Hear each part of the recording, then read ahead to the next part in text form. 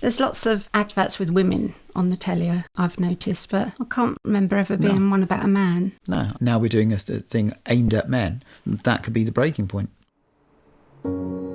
How this all started for me was the prostate cancer. They took the prostate away, and when they do that, they cut the urethra, and then they have to sew it together, which makes it weaker, and the muscles around it are weaker. How would you like people to react when you did talk about incontinence? Oh, just every day. Have you got a cold? Yeah. Have you wet yourself? Yeah. No, it's, there's something, a taboo that you shouldn't talk about, that, or people feeling uncomfortable. Oh, what do I say next? Oh, tough, let's get on with it. I think it's that kind of ripple in the pond. You drop that stone, the ripple goes, and it moves out, and it keeps moving out. And hopefully, more people get to feel better about it, get to be more open, because, again, it's just part of life. Do you think it's affected our relationship? No, there's every so often you might say, go and change. But, when you've got somebody who's understanding, it's been good. I think women learn from a very early age how to look after their bodily functions. When we go maybe out, we've always got a handbag, we've always got spare whatever we need in there. Things like that must be hard for men, because I take it there's nothing like a sanitary bin or anything in men's toilets. Nope. No. So if then if you have a wet pad, what do you do with it? But as for our relationship, like you say, I think we're taking everything in its stride and we get on with it.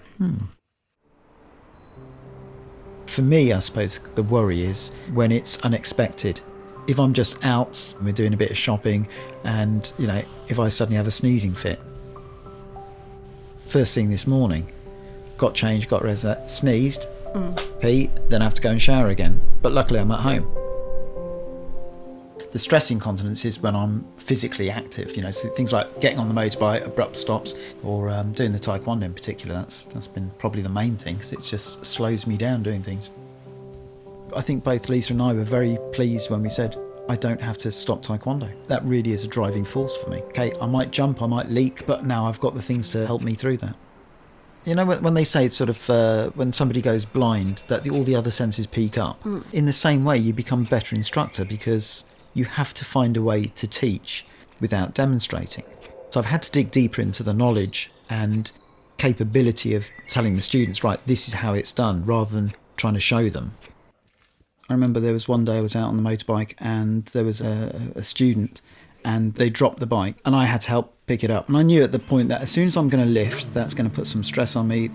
With all the motorbike gear, it's hard to say, right, let's go and change it. And so you have that thing of saying, I've got to be like this for the next couple of hours.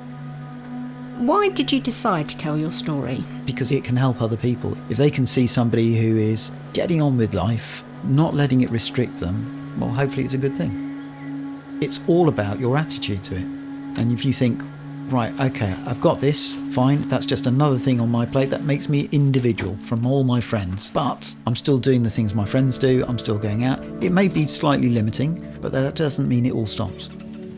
Why don't you think men are more open about incontinence? There's a whole thing in our society that men must be, big, butch, rough, blah, blah. They think if I say this, I'm going to appear weak, rather than it saying, actually, this is just life, this is what I am.